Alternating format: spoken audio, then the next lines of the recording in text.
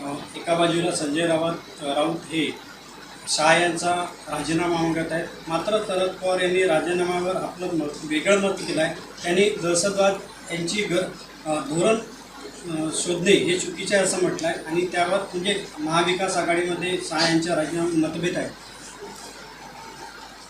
बघा, आपल्या देशामध्ये माजी प्रधानमंत्री लालबहादूर शास्त्रीचं उदाहरण आहे, अनेक नेत्यांचं उदाहरण आहे की जेव्हा जेव्हा अशा घटना होतात त्यांच्या मंत्र्याच्या जे खातं असते त्यांच्या ह्याच्यात ज्या घटना होतात त्यांनी स्वतःहून राजीनामा दिलेला आहे.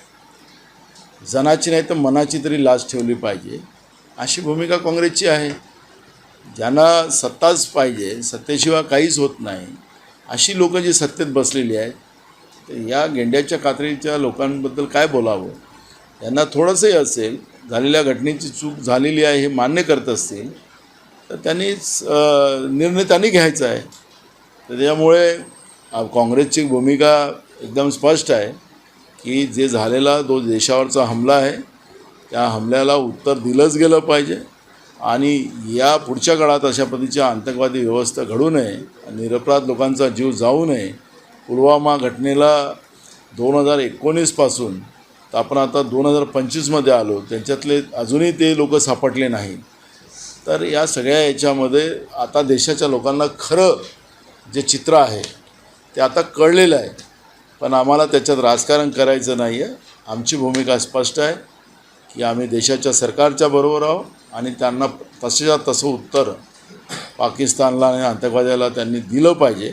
ज्या धर्मावर आजपर्यंत चर्चा झाली नाही असा सवालही केला. याची घटना त्यांच्या नातेवाईक जे मृत्यू पावले त्यांच्या आप्तेष्टांना विचारावे असं वक्तव्य फडणवीसांनी केलं.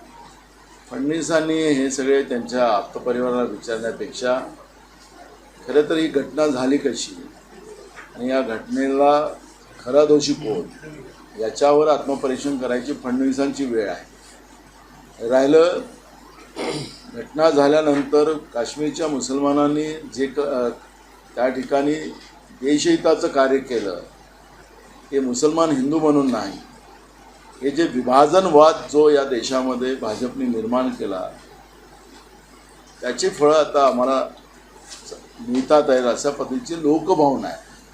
त्यामुळे काँग्रेसची भूमिका याच्यात पडायची नाही आहे, या राजकारणातही पडायची भूमिका नाही. काँग्रेसची भूमिका स्पष्ट आहे की जशाचं तसं उत्तर देशाच्या सरकारने द्यावं, आम्ही सरकारच्या पाठीशी आहे. जिल्ह्यामध्ये अनेक लोक रत्नागिरीत येथील सभेमध्ये निलेश राणे यांनी म्हटलं आहे की ज्याप्रमाणे पुलवामामध्ये धर्म विचारला तशाप्रमाणे आपण सुद्धा महाराष्ट्रामध्ये धर्म विचारायचा आणि जे सांगतील नाही त्यांना हनुमान चालीसा म्हणायला लावायचं. काय सांगा. बघा, भाजपच्या या वाचाळविऱ्यामुळे आणि देशाचे प्रधानमंत्री नरेंद्र मोदी सेफ है तो एक है असं म्हणून धर्माधर्मामध्ये तेढ निर्माण करण्याचं काम करत आले. त्याचा परिणाम आज देश भोगते आहे.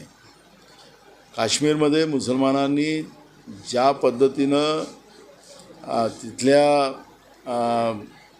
जे पर्यटक होते त्यांचं रक्षण करण्यासाठी आपल्या प्राणाचं बलिदान दिलं, त्यांच्या सुरक्षेसाठी आपल्या घराची दारं उघडली आणि आपण पाहिलं असेल की देशभरामध्ये मुस्लिम समाज पाकिस्तान विरोधी नारे, पाकिस्तान मुर्दाबादचे नारे लावताना आपण पाहतो आहे.